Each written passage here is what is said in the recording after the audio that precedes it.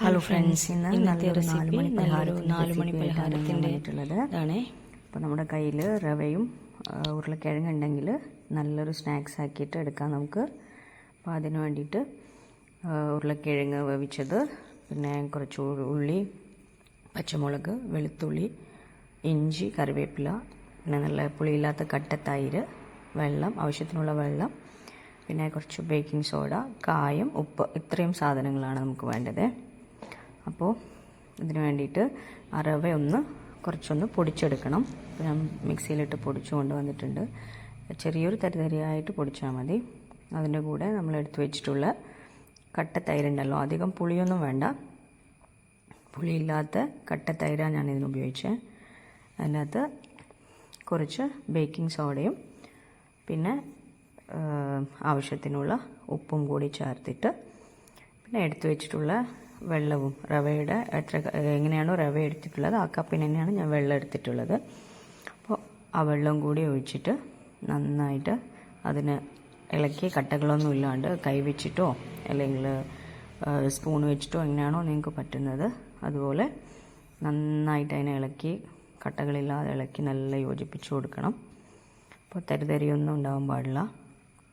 നല്ല പേസ്റ്റ് കളക്കി നമ്മൾ യോജിപ്പിച്ച് കഴിഞ്ഞാൽ നല്ല പേസ്റ്റ് പോലെ ആയിട്ടുണ്ടാവും, കട്ടകളൊന്നും ഇല്ലാതെ തന്നെ. അപ്പോൾ അതിന് വേണ്ടിയിട്ട് ഉപ്പൊക്കെ നോക്കിയിട്ട് പിന്നെ നമുക്ക് ആവശ്യമുണ്ടെങ്കിൽ ചേർത്ത് കൊടുക്കാം. അപ്പോൾ ഇതുപോലെ നന്നായി സ്പൂൺ വെച്ചിട്ട് നന്നായിട്ട് കലക്കി കൊടുക്കുക. അപ്പോൾ ഇതാ ഈ ഒരു കൺസിസ്റ്റൻസിയാണ് വേണ്ടത്, അധികം വെള്ളമായി പോവുക. അപ്പോൾ ഞാനത് കുറച്ചത് റെസ്റ്റ് ചെയ്യാൻ വെച്ചിനു, ഒരു 15 മിനിറ്റ്, അത്രയേ വേണ്ട, ഒരു 20 മിനിറ്റ് 15 മിനിറ്റ് റെസ്റ്റ് ചെയ്യാൻ വയ്ക്കുമ്പോഴേക്കും അതൊന്ന് ചെറിയൊരു പൊന്തിയ പോലെ അങ്ങനെ ആയിട്ട് വന്നിട്ടുണ്ട്. അപ്പോൾ നമ്മളത് വേറൊരു പാത്രത്തിലേക്ക് നമുക്കത് മാറ്റി കൊടുത്തു. പിന്നെ അതിലോട്ടേക്ക് നമ്മൾ അരിഞ്ഞു വെച്ചിട്ടുള്ള ഇഞ്ചി, പിന്നെ 2 പച്ചമുളക് എടുത്തിട്ടുണ്ട്. എരിവുള്ളതാണ്ട് 2 എടുത്തു, എരിവില്ലെങ്കിൽ 3 4 എടുക്കാം. പിന്നെ കറിവേപ്പില, പിന്നെ ഉള്ളിയും കൂടി എടുത്ത് ചെറിയായിട്ട് മുറിച്ച് വെച്ചിട്ടുള്ള ഉള്ളിയായത്, ഉള്ളിയും കൂടി ഇട്ടിട്ട് അതിനകത്ത് ചേർത്ത് കൊടുത്തു. പിന്നെ അതിന് ശേഷം നമ്മൾ വേവിച്ച് ഉടച്ച് വെച്ചിട്ടുള്ള ഉരുളക്കിഴങ്ങുണ്ടല്ലോ അതും കൂടി അതിനകത്തോട്ടേക്ക് ഇട്ട് കൊടുക്കുക.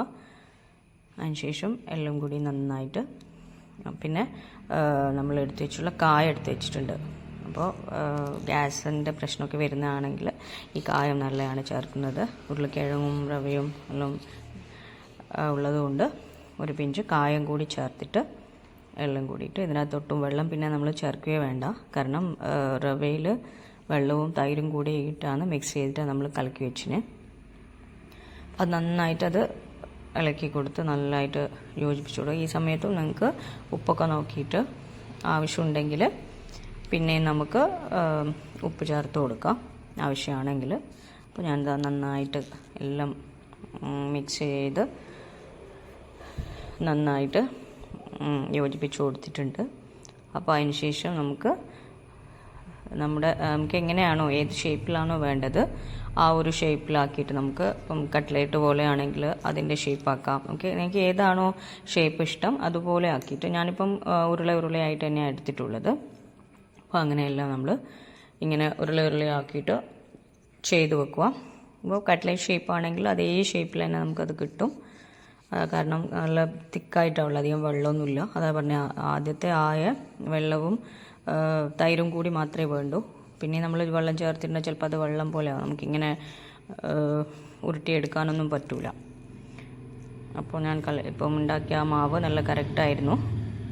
ഇങ്ങനെ ഉരുളയാക്കി വെച്ചു. പിന്നെ അതിന് ശേഷം തവ വെച്ച് ഓയിൽ ഒഴിച്ചിട്ട്, അപ്പോൾ ഓയിൽ ചൂടാവുന്ന സമയത്ത് ഞാൻ അതിൻ്റെ അകത്തേക്ക് ആക്കി വെച്ചിട്ടുള്ള ഗോളാക്കി വെച്ചിട്ടുള്ള ഉരുളകൾ അതിൻ്റെ അകത്തോട്ടേക്ക് ഇട്ട് കൊടുത്തു.